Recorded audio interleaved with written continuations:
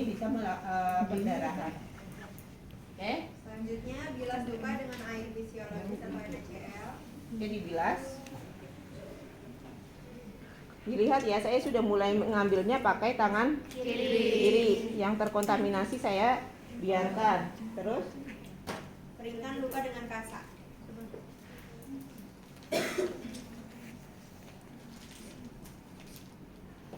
ini mau dibuka, ditaruh di sini juga nggak masalah. Oke, dioper aja kalau nggak yakin, biar tangan kirinya tetap ada yang bersih.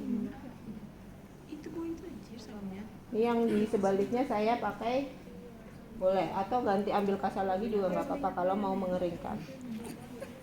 Oke, terus buang ke tong sampah kuning. Terus Pindahkan baskom ke tempat semula setelah Ini lagi video nih. Lepas sarung tangan dan buang pada tempat sampah kuning. baskomnya kita ambil, Enakin. taruh di tempat lain yang aman. Terus apa lagi? Lepaskan sarung tangan. Sarung kita prinsipnya 3M. Ganti handscoon-nya berarti 3 kali. Ya. Setiap step ganti handscoon. Satu step satu handscoon. Ya. Diturunkan tergantung kenyamanannya pasien. Ada pasien yang nyaman Titik luka seperti lokasi dan stage, stadium, kedalaman luka, warna dasar luka, ada yang sudah atau tidak, baunya, tepi luka, warna kulit sekitar luka, dan tanda infeksi. Oke, diobservasi lukanya berwarna apa nih? Merah, tapi di bagian tengahnya ada nekrosis, ada kehitaman. Jadi nekrosisnya kurang lebih bisa jadi 30% lah.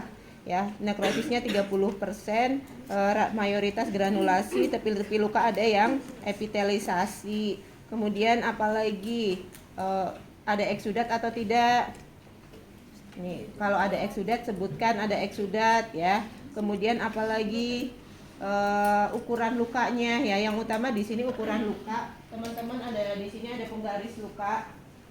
Udah di kutimet, ini diukur lukanya. Cara mengukurnya adalah bagian luka paling panjang dan paling lebar. Dan tegak lurus antara panjang dan lebarnya ya. Sudut 90 derajat. Gak boleh yang paling lebar sini sampai sini, jadi sudutnya nggak tahu apa ya. Jadi dinilai yang paling panjang. Panjangnya di sini dari 0, di atasnya aja kurang lebih dia 6 cm. Kemudian yang paling lebar ini kurang lebih 6 cm juga. Berarti ukuran lukanya 6 kali 6. Terus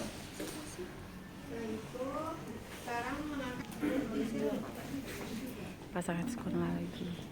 oke, terus Bersihkan luka dari jaringan nekrosis atau swab atau granulasi dengan biofila. Merah pucat dengan teknik Tapi kan aku nggak videoin dari awal. sesuai. Aku nggak videoin dari awal. oke ya.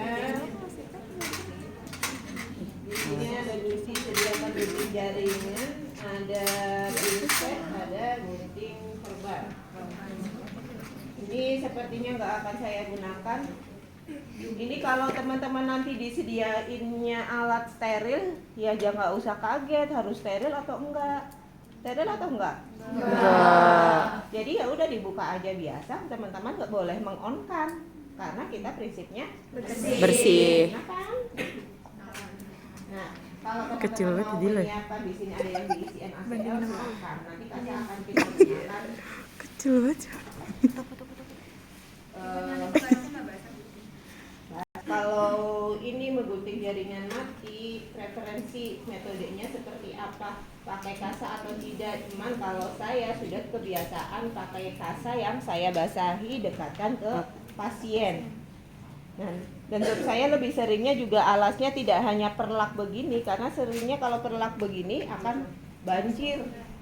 Biasanya saya menggunakan underpad itu tuh. Jadi sebelum pencucian luka juga saya pasang underpad itu. Oke, terus lakukan pengangkatan jaringan. Mengangkat jaringan mati yang bisa dilakukan di perawatan luka kronis di ini adalah yang CSWD. Apa itu CSWD?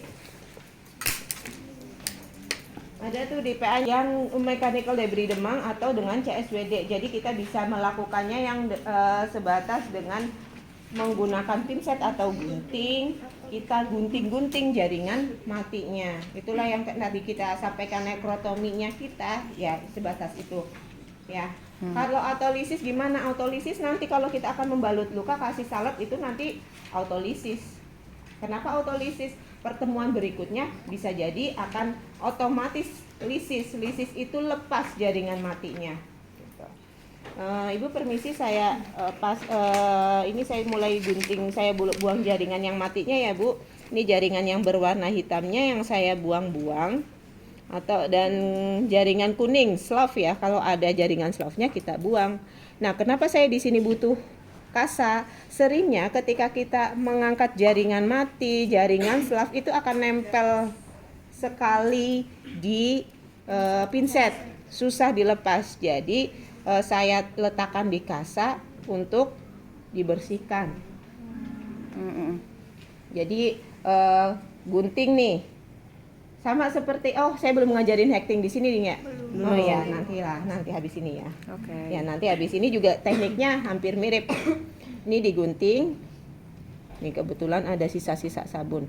Digunting terus kita yang tadi nempel di pinset ini kan kayak gini nih, ada contohnya yang nempel ya. Oh, kamera utama mana? Enak. Di kamera cadangan. Tapi di sini nggak apa-apa sih Bu. Coba liatin Bu di sini Bu. Kalau pas kayak gini kita bantu dengan kasa. Ya. Jadi dia akan bersih. Kan jadi bersih. Oke. Nah, ini kita lakukan berulang sampai semampunya selesai, karena ada yang masih, apalagi masih hitam ya, yang tadi saya sampaikan, ada bagian-bagian hitam yang masih keras, ya berarti nggak harus dipaksa harus di nekrotomi sekarang. Kita nekrotomi itu yang bisa di nekrotomi sekarang. Oke, kalau udah selesai ini dibuang. Kantong sampah kuning ini masukin bengkok. Kalau semuanya sekiranya teman-teman mau tadi masih membersihkan yang lain, bisa dioles. Misalkan ada sisa-sisanya. Tapi kalau ngoles juga diperhatikan area yang sudah terkena jangan dilakukan pengolesan lagi. Ini karena saya suka biar cost efektif, biar nggak terlalu boros, saya suka mengulang-ulang tapi di sisi yang lain. Oke, terus harus ngecek kedalaman juga goanya. Misalkan ada goa ke arah jam ke sini mana, ke jam 9. Kita cek nih kedalaman goanya, bisa menggunakan pinset masuk kurang lebih berapa. Misalkan dia masuk menggunakan pinset kurang lebih masuk segini pinsetnya. Oh, berarti kedalamannya kurang lebih 1 cm. Nah, itu terus di underminingnya, di arah dia undermining, misalkan tadi underminingnya ketemu di jam 9, kita lakukan masas. Ya, lakukan masas di underminingnya. Tapi untuk menghalangi pushnya kemana-mana, kita tutup dengan kasa. Ya, jadi ini kalau udah nggak dipakai boleh diletakkan. Harusnya sebenarnya satu pinset bisa digunakan tadi untuk mengukur, baru ditaruh di ini ya, bengkok. Untungnya disiapin pinsetnya bagus. Jadi kita masas di area-area lokasi tadi dia di mana ada arah underminingnya. Di arah jam berapa? Oh, arah jam 6 ya, berarti dari arah jam 12 arah dari pasien. Arah di sini ya berarti dari sini. Tadi tergantung dilakukan. Kalau semuanya sampai perlu irigasi lagi. Ya. Irigasi lagi pasiennya dengan NaCl lagi. Gitu ya. Kalau irigasi lagi berarti perlu naikin baskom lagi nggak? Perlu dinaikin baskom lagi, dikasih NaCl lagi. Terus lakukan masas ringan pada tepi luka yang menebal dan keras. Ada kondisi-kondisi luka yang menebal dan keras. Contohnya ada di temennya ya. Ya, itu lukanya nebal dan keras. Itu sebenarnya bisa diatasi di perawatan luka yang dari awal itu dengan masas ringan di samping-sampingnya.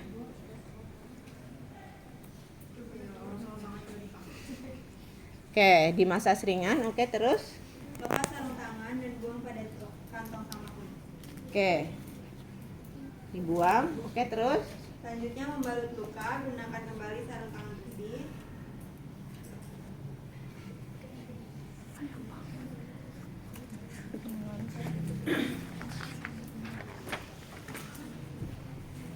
Kemudian tadi dengan WEI warna dasar lukanya apa? Oh, tadi ada merah, ada kehitaman. Hitaman. Yang hitam-hitam kita berarti berikan harusnya dengan salep. Ya, yang area hitam yang dengan salep. Yang merah ini bisa diberikan dengan apa?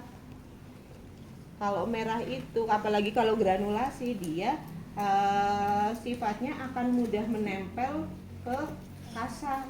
Kalau kasanya nggak dilapisin apapun, maka di kasa kalau tidak ada ya kondisinya tidak ada dressing line atau pasiennya ada keterbatasan dana, boleh dilakukan kasa dengan dilapisi salep. Jadi salepnya boleh nempel langsung di luka, boleh nempel di kasa. Ya. Atau sebenarnya kalau ada dana, apalagi dengan tadi cairannya banyak eksudat, bisa pakai yang tadi yang seperti spons ya, atau seperti pembalut. Cuman bisa ditempelkan. Cuman yang spons tadi dan pembalut tadi itu sekali pakai satu, dan terutama yang spons itu harganya mahal. Satu kotak aja itu udah 50.000. Jadi kan lumayan banget lah buat pasien. Pasien butuh perawatannya 2-3 hari sekali. Kan jadi kan akan keluar kosnya banyak. Nah, itu yang perlu kita perhatikan juga. Oke. Jadi saya akan di perawatan luka ini saya akan memberikannya salep terlebih dahulu. Nah, ini harusnya kantong sampah hitam. Hitamnya mana? Jauh di sana. Oke, masukin sana ya. Dekat di hati. Ini juga kembali lagi kebiasaan mau meletakkan salepnya langsung atau bagaimana. Cuman karena saya tidak ingin biasanya mengkontaminasi salep atau cupnya, saya lebih suka meletakkan di tangan dulu. Udah encer banget. Astagfirullah. Ini udah lama ini kayaknya. Lihat Bu, expired ya Bu. Expired ya Bu. Baunya udah gak enak. Di belakang masih Bu. Tuh. Tanggal 19 Oktober nanti 2025. Oh iya. Tapi encer banget. Jadi encer banget, kayaknya kepanasan dia. Padahal bener antiseptik salt. Jadi harusnya biasanya bentuknya agak ini ya, kental ya. Kental gel-gel. Jadi harusnya di sini bisa di tangan kita bisa langsung meratakannya ke pasien. Oke ya. Jadi ini udah terkontaminasi ya.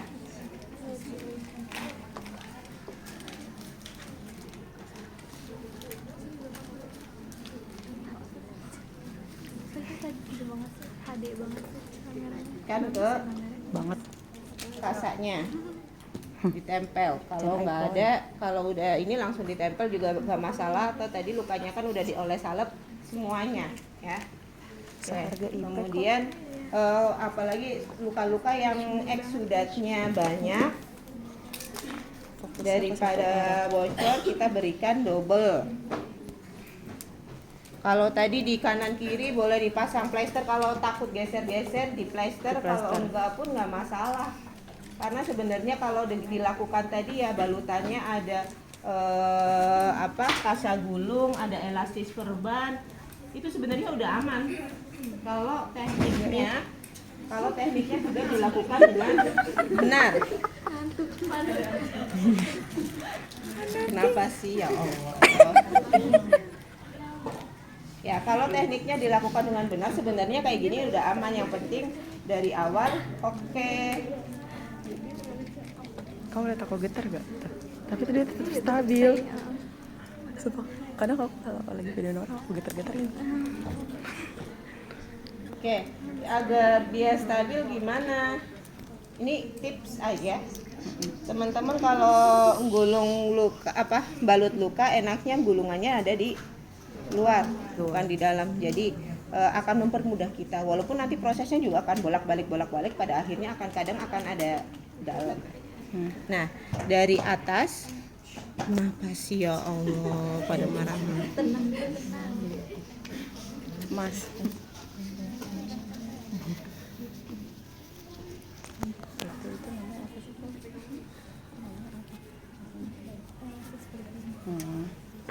Nah, jangan hanya nutupin di sini saja, di telapak kaki saja, karena kalau di telapak kaki saja kemungkinan besarnya rosot lepas. Jadi makanya kita gantungin ke atas mata kaki.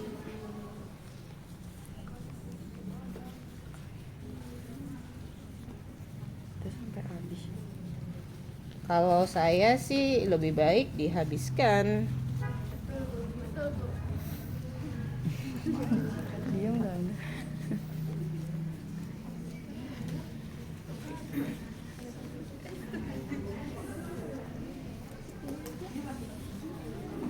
Berudun.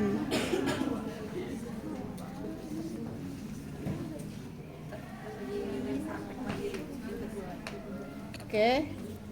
Selanjutnya terakhir, nah ini pengaitnya hilang ini, tapi kita jadi pakai pengait yang ini ya. Ya. Pengait elastisnya. Harusnya kan di setiap elastis perban ada pengaitnya, pengaitnya, ya. iya. 2 malah harusnya. Jatuh deh, tolong ya. Tolong dong.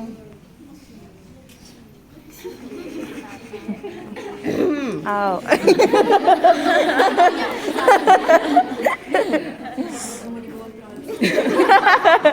Jadi FTV ya. Iya betul. Oke, sama ya, dari atas, arah atas ke bawah. Ini kakinya jadi kemana-mana ya si ibu ya.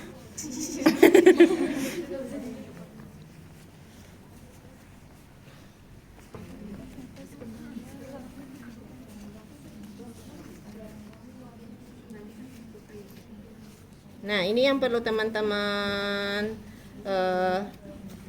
perhatikan. Pasang pengaitnya, usahakan jangan di area bawah atau area yang kemungkinan besar akan tertekan. Kenapa?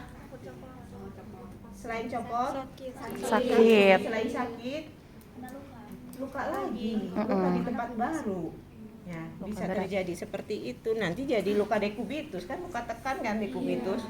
Nah, nambah luka deh. Gimana? Ya, dan ini elastis perbannya maupun kasa gulungnya hanya menutupi luka ya, hanya digulung biasa ya, bukan ditekan atau ditarik ya.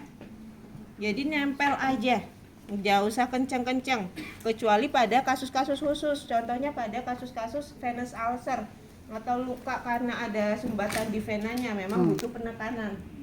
Nah, itu beda. Cuman kalau DM, luka-luka kronis yang lain, nah itu nggak boleh ditekan. Ini saya tekuk aja biar nggak di bawah.